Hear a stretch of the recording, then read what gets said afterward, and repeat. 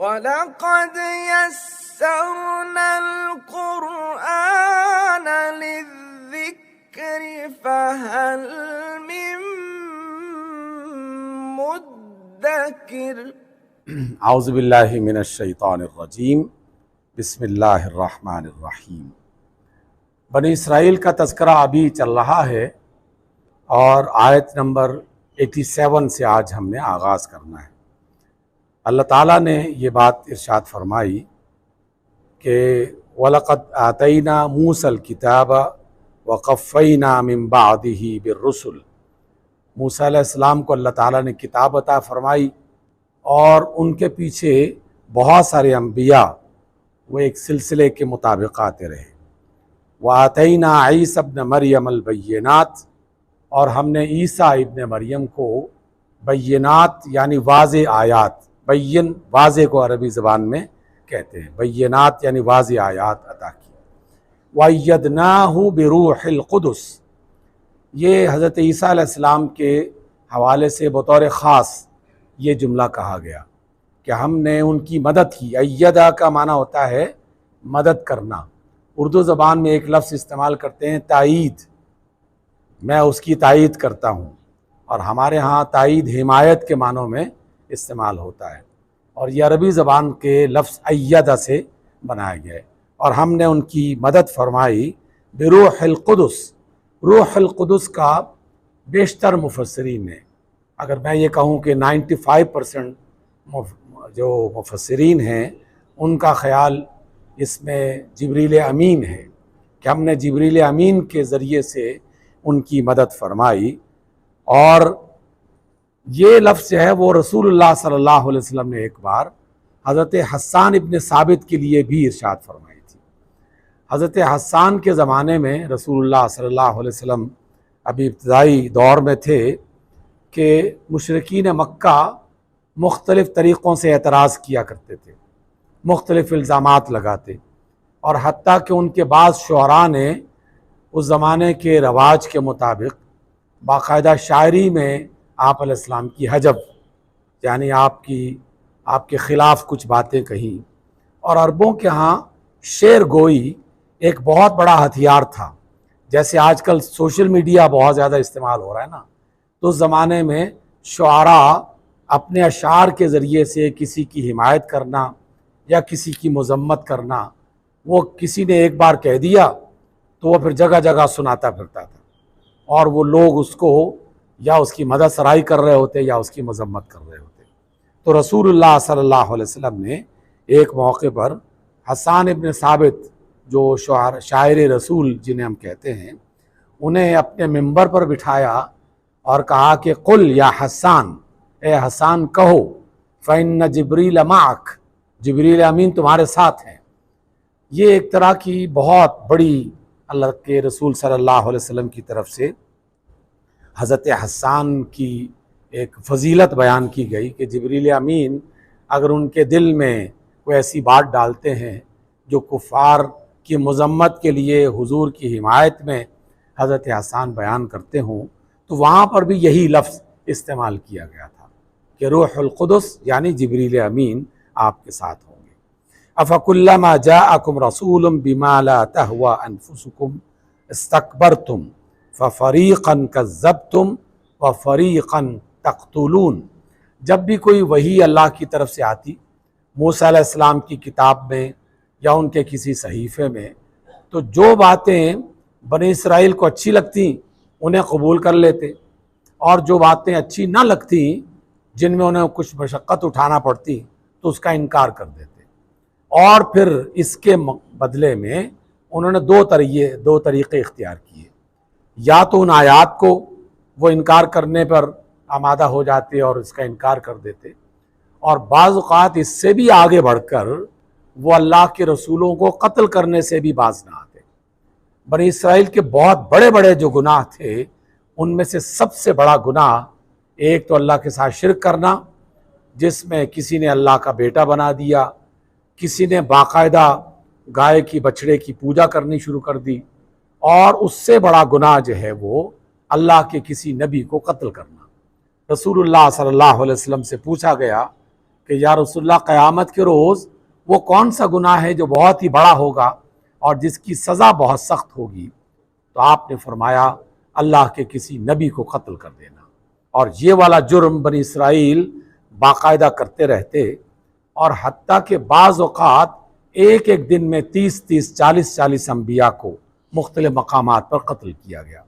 इससे एक और चीज़ अंदाज़ा होती है कि आप सल्लल्लाहु अलैहि वसल्लम से पहले मुख्तलिफ इलाक़ों पर, छोटे छोटे इलाक़ों पर बाकायदा एक नबी भेजा जाता था और एक ही वक्त में कई अम्बिया अल्लाह की तरफ से मुख्तलिफ इलाक़ों और कबीलों के लिए मखसूस कर दिए जाते थे। तो इस बात की तरफ भी इशारा मिलता है। तो जब भी उन्हें कोई अच्छी बात ऐसी लगती कि जिस पर अमल करना निस्बतन आसान होता तो उसे मान लेते, और अगर जहाँ कहीं मुश्किल पेश आती तो उसका इनकार कर देते, और इनकार करते करते अम्बिया को कत्ल करने वाले जुर्म में मुब्तला हो गए। जब उनके नबी उनसे कहते कि यारो हम ये बातें बिल्कुल वाज़ेह किस्म की तुम्हारे सामने बयान कर रहे हैं, तुम्हारी समझ में क्यों नहीं आती, तो उसके जवाब में उनकी ढिठाई इस हद तक पहुँच गई कि अल्लाह ने वो लफ्ज़ इस्तेमाल किया, वक़ालू क़ुलूबुना गुल्फ़, कि हमारे दिल जो हैं ये बंद हो चुके हैं, इसमें कोई बात हमारी समझ में नहीं आती। हकीकत में इंसानों के दिल बंद नहीं होते, बल्कि हठधर्मी और ज़िद की वजह से अल्लाह ताला की उन पर लानत बरसती है। इसलिए अल्लाह ने फरमाया बल लअनहुमुल्लाहु बिकुफ्रिहिम फ़क़लीलन मा युमिनून, बल्कि उनके कुफ्र की वजह से, इनकार और ढिठाई की वजह से अल्लाह ताला ने उनके दिलों को बंद कर दिया था, हिदायत उनके नसीब में ना रही। इसी वजह से हम आज के दौर में नबी सल्लल्लाहु अलैहि वसल्लम के एक फरमान के मुताबिक हमेशा ये दुआ करते हैं कि अल्लाह हमसे नेकी की तौफीक कभी ना छीन लेना, क्योंकि जिससे नेकी की तौफीक छिन जाए फिर उसके हिदायत पर आने के इम्कानात ख़त्म हो जाते हैं। और बनी इसराइल के लिए बतौर ख़ास अल्लाह ताला ने ये ज़िक्र किया कि उन्होंने जब कहा कि हमारे दिल पर्दे में हैं, ये गुल्फ़ जो है ये गुलाफ इसी से बना है। गुलाफ का माना किसी पर पर्दा चढ़ जाना, तो अल्लाह ताला ने उनके दिलों पर लानत की बुनियाद पर एक ऐसी कैफियत तारी कर दी कि उन्होंने कुफ्र के रास्ते को इख्तियार कर लिया। वलम्मा जाअहुम किताबुन मिन इंदिल्लाहि मुसद्दिक़न लिमा मअहुम वकानू मिन क़ब्लु यस्तफ्तिहूना अलल्लज़ीना कफ़रू, जब अल्लाह ताला के यहाँ से उनके पास कोई किताब आती जो आसमानी किताब की तस्दीक भी करती, जो पहले से उन काफिरों को मुयस्सर थी और जिसकी बुनियाद पर वो फतह मांगा करते थे, तो जिस चीज़ को वो खूब जानते थे वो जब उनके पास आ गई तो उससे इनकार करना शुरू हो गए। बस काफिरों पर अल्लाह की लानत है। इशारा है इस बात की तरफ कि रसूलुल्लाह सल्लल्लाहु अलैहि वसल्लम की आमद से पहले और कुरान की आयात नाजिल होने से पहले वो बाकायदा अपनी मजालिस में इस बात का जिक्र करते रहते थे। जब वो उनके आपस की लड़ाइयाँ होती, कत्ल गारत गरी होती, फसादात होते, तो उनके जो अक्लमंद इंसान थे वो इस बात को बुरा मानते थे। उनके दिल में भी इस बात की तकलीफ़ होती थी कि आखिर हम कब तक इस मुसीबत में पड़े रहेंगे। फिर वो कहा करते थे कि अनकरीब एक वक्त आएगा कि एक नबी हम तक पहुंचा जाएगा और उनके पास एक किताब होगी, हम वो किताब उसकी बरकत से दुश्मनों पर काबू पा लेंगे और ईमान की दौलत हमें नसीब हो जाएगी। जैसे आजकल हम मुसलमान महदी का जिक्र करते हैं ना, इमाम महदी आएंगे तो हालात बेहतर हो जाएंगे। तो आजकल जिस तरह का एक तज़किरा पूरी दुनिया में फैल चुका है, सोशल मीडिया में ज़रा सा खोल के देखें, 20 आपको उसकी आयात और रिवायात उसके अंदर आ जाएंगी। तो वो बाकायदा इससे भी ज़्यादा रसूलुल्लाह सल्लल्लाहु अलैहि वसल्लम का इंतज़ार किया करते थे।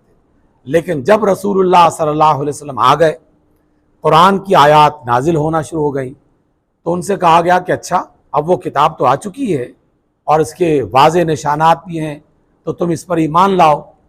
तो उन्होंने कहा कि नहीं जनाब, हम तो उस पहली किताब पर ईमान लाते हैं जो इससे पहले मूसा अलैहिस्सलाम के ज़रिए से हम तक पहुँचाई जा चुकी है। तो गोया सिवाय एक बहाने के उनके पास कोई दलील नहीं थी जिसकी वजह से वो कुरान का इनकार करते। तो उन्होंने कहा कि नहीं जनाब, हम तो जिस किताब को जानते हैं, यानी मूसा अलैहिस्सलाम की किताब तौरात, बस उसी पर ईमान लाते हैं, आने वाली किताब के किसी हम उसको मानने के लिए तैयार नहीं है।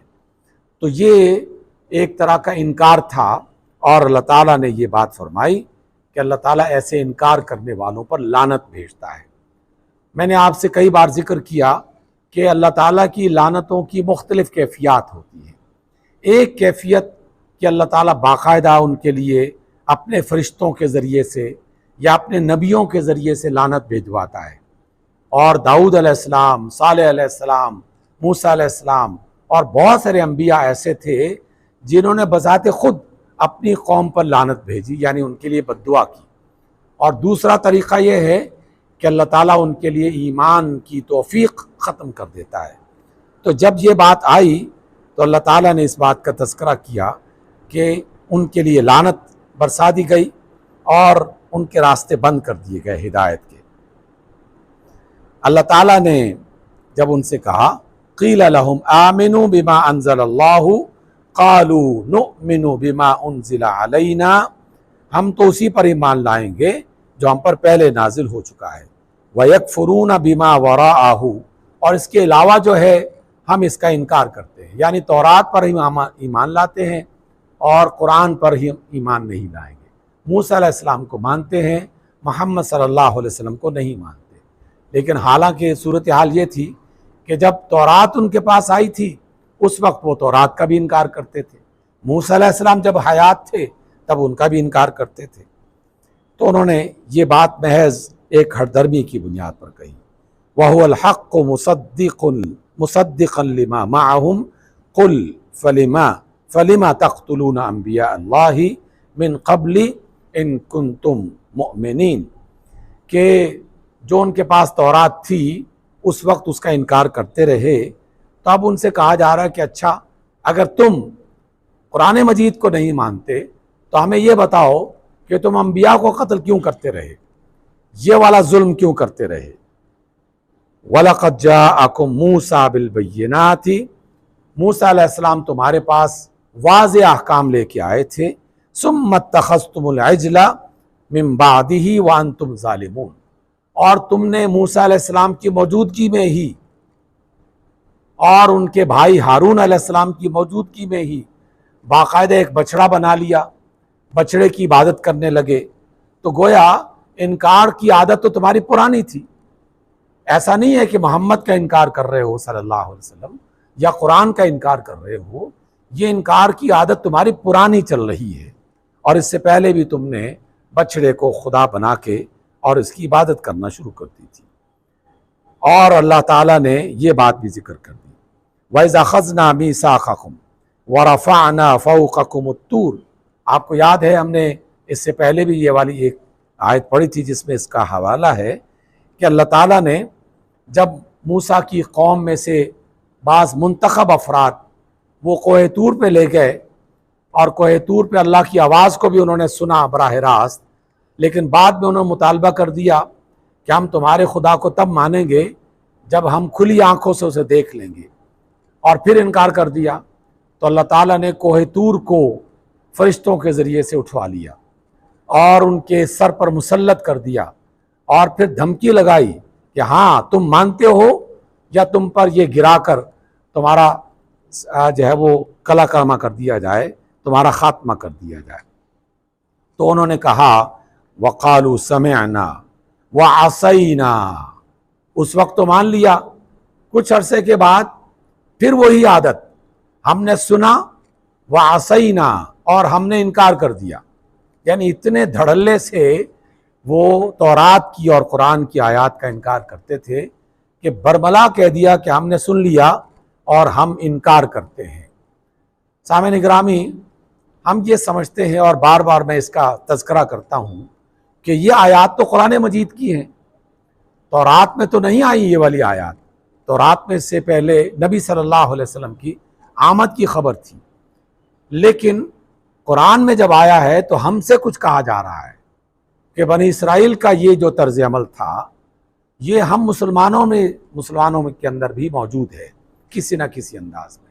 अब भी बेशुमार लोग ऐसे हैं कि जब उनसे कहा जाए कि देखो कुरान में सूद खोरी मना कर दी गई है, कुरान मजीद में शराब हराम कर दी गई है, कुरान मजीद में सरका यानी चोरी करना और राहजनी करना इसकी शदीद मजम्मत कर दी गई है, कत्ल करना इसको मना कर दिया गया है। ये कुरानी अहकाम है, इससे पहले तौरात में भी थी। तो हम मुसलमानों में से कुछ लोग ऐसे बदनसीब हैं वो जो कहते हैं कि हाँ हम जानते हैं, ये सारी बातें हम जानते हैं, लेकिन हम छोड़ नहीं सकते, हम इसको तर्क नहीं कर सकते, हम कत्ल करते रहेंगे, चोरियां करते रहेंगे, राहजनी करते रहेंगे, रिश्वत लेते रहेंगे। ये उसी तरह का एक तर्ज अमल है जो बनी इसराइल के लोग किया करते थे। अल्लाह ताला ने इनके बारे में कहा कि उनके दिलों में ये जो बछड़े की इबादत थी ये घोल के पिला दी गई थी। हम भी किसी रस्म व रवाज के आदी हो जाएं तो उसको छोड़ने के लिए तैयार नहीं होते, चाहे उसको गलत माने लेकिन उसको छोड़ने के लिए तैयार नहीं होते। जबकि अक्लमंदी का तकाजा ये है कि जब बात समझ में आ जाए तो फौरन उसे छोड़ देना चाहिए। और हम छोटी छोटी बातों में भी इसका बाकायदा इजहार करते रहते हैं। मैंने बेशुमार मजालिस में इस बात का जिक्र भी किया और लोगों से ये बात सुनी, जब हम कहते हैं ना कि अल्लाह ताला ने शादी करना बहुत आसान बना दिया है, जहेज़ की लानत से अपने आप को बचाओ, ज़्यादा से ज़्यादा मेहर की रकम बनाकर इसको मुश्किल ना बनाओ। अब लोग इसको सुनते हैं और कहते हैं कि हाँ बात ठीक है, और फ़ौरन कहते हैं लेकिन हमारे ख़ानदान का रवाज ये है और हमारे ख़ानदान में ऐसी रस्म चलती है, हम इसको छोड़ नहीं सकते। तो ये तर्ज अमल क्या है? ये तर्ज अमल वही है जो बनी इसराइल किया करते थे। तो गोया कि इंसान की फितरत में कोई चीज़ ऐसी शामिल कर दी जाए जो गलत हो, तो गलत होने के बावजूद, उसको मानने के बावजूद हम उसको तर्क करने के लिए तैयार नहीं होते। अल्लाह ताला ने ये कहा कि लोगों, जो हमने तुम्हें कुरान अता किया है इसको मजबूती से पकड़ लो, इसको मजबूती से इख्तियार कर लो।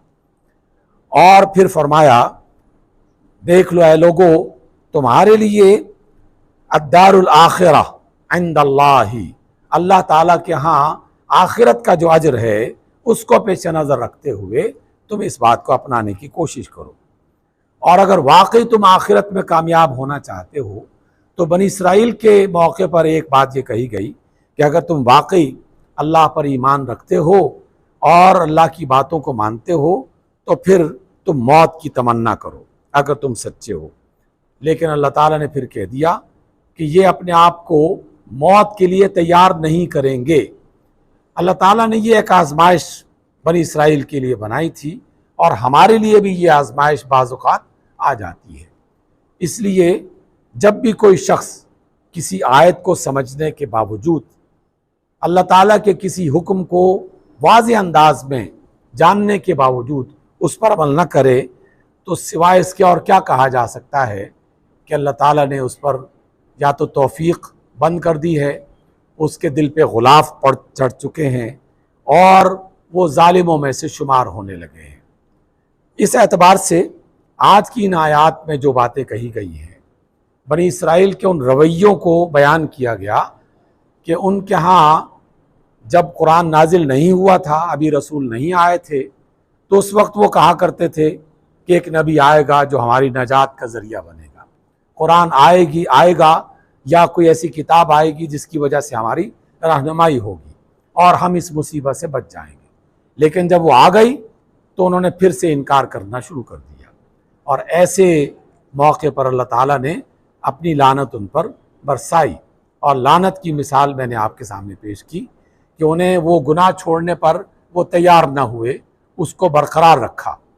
इस एतबार से अगर आपके जहन में कोई सवाल है या कोई उलझन है पिछली आयात और आज की इन आयात, तो आप बिला तकल्लुफ़ जो है वो उसका इजहार कर सकते हैं, वो पूछ सकते हैं, ताकि हमारे पास जो 5-6 मिनट बाकी रह गए हैं उसमें किसी भी उलझन को हम दूर कर सकें।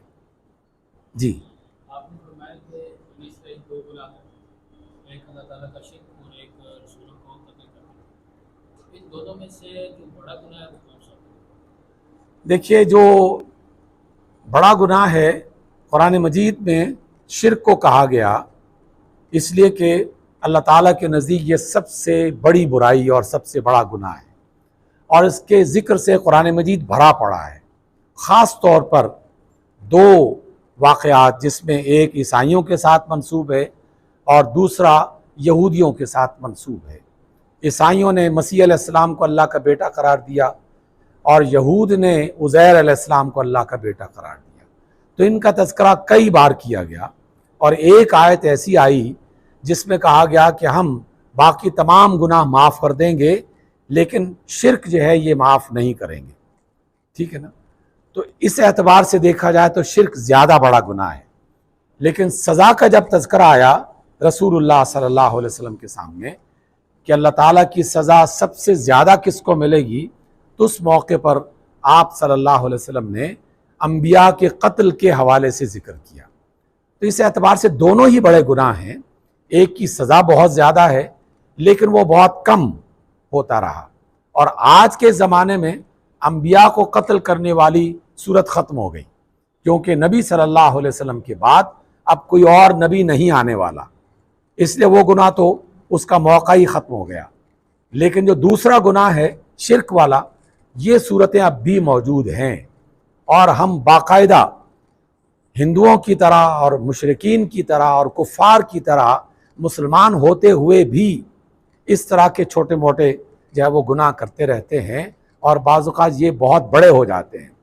मैं आपको अगर ये बात बताऊं कि चंद रोज़ पहले मैंने टीवी पे एक प्रोग्राम सुना, और अचानक चलते चलते एक दरमियान में कोई ऐसी ख़बर आ गई, गुजरांवाला में एक बरगद का बहुत पुराना बड़ा दरख्त, बरगद आपको पता है ना कि एक ऐसा दरख्त जो सहरा में और मैदानों में उतरता है और बहुत बड़ा वसी मैदान वो कवर कर लेता है। यूँ समझ लीजिए कि बाज़ औक़ात आधे आधे किलोमीटर तक फैला होता है। उसकी जड़ें वो ज़मीन पर आ जाती हैं, फिर उस शाखें ज़मीन पर आ जाती हैं, उससे एक नया दरख्त वजूद में आ जाता है। वो एक यानी बहुत बड़ा दरख्त, बरगद का एक दरख्त था। बरगद के दरख्त को एक आदमी बाकायदा सजदा कर रहा था, और सजदा करते हुए उसने ये जुमला कहा कि इस बरगद ने हमारे तमाम मुश्किलात आसान कर दी हैं। था वो मुसलमान, लेकिन नादानी के उस लम्हे में आ गया कि वो भी उन्हीं की तरह नबातात को, जमादात को, हैवानात को, इंसानों को अपनी ज़रूरतें पूरी करने वाला बनाने लगता है, और इस एतबार से वो इसका एहसास ही नहीं करता कि वो भी शिर्क कर रहा है। ये वाले शिर्क भी मौजूद हैं, जबकि उसके अलावा बहुत सारी शिर्क की ऐसी सूरतें हैं जिसको हम बज़ाहिर नहीं समझते, लेकिन हकीकत में वो शिर्क होते हैं। एक तरफ अगर अल्लाह का हुक्म हो और दूसरी तरफ इंसान का अपना बनाया हुआ कानून वो उसके मुकाबिल में खड़ा हो जाए, और इंसान अल्लाह का कानून छोड़ दें और इंसानी कानून को अपनाना शुरू कर दें, तो ये भी इनडायरेक्ट शिर्क में शामिल हो जाता है। तो इस एतबार से मैं ये कह सकता हूँ कि अंबिया के कत्ल का ज़माना तो गुजर चुका। जो लोग ये गुनाह करते रहे वो बड़ी सज़ा के मुस्तहिक होंगे, लेकिन शिर्क से अपने आप को बचाना चाहिए। हर ऐसा मौका जिसमें एक तरफ अल्लाह का हुक्म हो और दूसरी तरफ इंसानों का रवाज, रस्म या कोई कानून हो, तो इस मौके पर अल्लाह के हुक्म को अहमियत देनी चाहिए। तो इसलिए यह शिर्क जो है वो इस वक्त मौजूदा ज़माने में एक ज़िंदा बाकायदा गुनाह है जो मुख्तलिफ़ हालतों में हमारे अंदर पाया जाता है। जी आप सवाल कीजिए, आप कीजिए फिर आप। बनी इसराइल के लोग ये जानने के बावजूद कि वो गुनाह कर रहे हैं, उस गुनाहों पे क्यों डटे रहे? क्योंकि इंसान की फितरत जो है वो यही होती है कि वो गुनाह करके उसके दिल में सुकून तो नहीं हो सकता। जी हाँ, देखिए ये इस वजह से बताया गया कि बनी इसराइल के लोग गुनाह करते थे और इसके बावजूद वो तौबा क्यों नहीं करते थे। हमें कुरान मजीद में इस बात का पता चलता है कि उन्हें जब तक कोई सज़ा दिखाई ना दे उस वक्त तक वो तौबा नहीं करते थे। तो इंसानों के लिए ये एक रास्ता बताया गया कि अगरचे अच्छे इंसान, समझदार इंसान बात को समझ जाएं तो वो अपने गुनाह तर्क कर देते हैं। इसलिए अंबिया के साथ जो ईमान लाने वाले नेक फितरत इंसान थे वो फौरी तौर पर ईमान लाने वाले बन जाए। हमें रसूलुल्लाह सल्लल्लाहु अलैहि वसल्लम के हवाले से मिसालें मिलती हैं। सईदा खदीजा सुनती हैं, फ़ौरन ईमान ले आती हैं। अबू बकर सिद्दीक़ सुनते हैं, फ़ौरन ईमान लाते हैं। सैयदना अली सुनते हैं, फ़ौरन ईमान लाते हैं। और इसी तरह बहुत सारे लोग। लेकिन जिनके दिल में एक सदियों भरा कोई गुनाह रचा बचा हुआ हो और वो उनकी आदत का हिस्सा बन चुके, उनकी रस्म व रवाज का हिस्सा बन चुके, तो आहिस्ता आहिस्ता वो, इसमें एक लफ्ज़ इस्तेमाल किया गया है कि बछड़े की मोहब्बत उनको बाकायदा उसका जो है ना वो हिस्सा बना दिया गया और मोहब्बत उनको पिला दी गई, गोया कि उनकी घुट्टी का हिस्सा बन गया। तो इस मौके पर इंसान बावजूद इसके कि उसको बुरा समझ रहा होता है, लेकिन माशरे के खौफ से या किसी दूसरे और लालच की वजह से वो अपने गुनाह को छोड़ता नहीं है। मसलन आज के दौर में मैंने जैसे मिसाल पेश की, अपने घर के रस्म व रवाज को या अपने कबीले के रस्म व रवाज को वो अपने ऊपर हावी करता है कि अगर मैंने छोड़ दिया तो बहुत सारे लोग कहेंगे कि यार इसने देखो क्या नया दीन इख्तियार कर लिया है। हालांकि वो जानता है कि अल्लाह के रसूल का ये फरमान अलग से है। तो ये इंसानी फितरत है कि गुनाह करने के बाद किसी को शर्मिंदगी होती है तो वो तौबा कर लेता है, लेकिन बाज़ लोग अपनी आदतों पर इतना पुख्ता हो जाते हैं कि जब तक उन्हें सज़ा ना दिखाई जाए या सुनाई जाए उस वक्त तक वो छोड़ने के लिए तैयार नहीं होते। हमारी इस दुनिया में भी बहुत सारे ऐसे चोर हैं जिन्हें बाकायदा सख्त सज़ा दी जाती है जेलों में, लेकिन जेल से बाहर निकलते हैं फिर दोबारा वही गुनाह शुरू कर देते हैं। तो इसका मतलब ये हुआ कि इंसान अपने आप को जब तक दिली तौर पर समझाए ना, उस वक्त तक वो गुनाह को छोड़ने के लिए तैयार नहीं होता। अच्छे इंसान फ़ौरन छोड़ देते हैं और कुछ लोग ऐसे होते हैं जिन्हें बाकायदा ज़बरदस्ती इसके लिए समझाया जाता है सज़ा की सूरत में। अल्लाह ताला ने दो रास्ते बताए, एक है तालीम का रास्ता और दूसरा रास्ता है कानून का रास्ता। इसलिए जहाँ तालीम, तबलीग, मोहब्बत, रहमत इसका ज़िक्र मिलता है तो वहाँ सज़ाओं का ज़िक्र भी बाकायदा दिया गया है कि कातिल को कत्ल करोगे तब अमन मिलेगा, शराबी को दुर्रे लगाओगे तब वो इस बात से जाना वो तौबा करेगा, चोर को जब तक उसके हाथ नहीं काटोगे तौबा नहीं करेगा। तो ये दोनों चीज़ें इस दुनिया में चलती हैं और दोनों बाकायदा अमल करती हैं, तालीम के ज़रिए से भी और सज़ा के ज़रिए से। इसलिए हमें दोनों की ज़रूरत है और इसके बग़ैर आप देखिए अभी चंद साल पहले इस्लामाबाद में सीट बेल्ट नहीं बांधी जाती थी।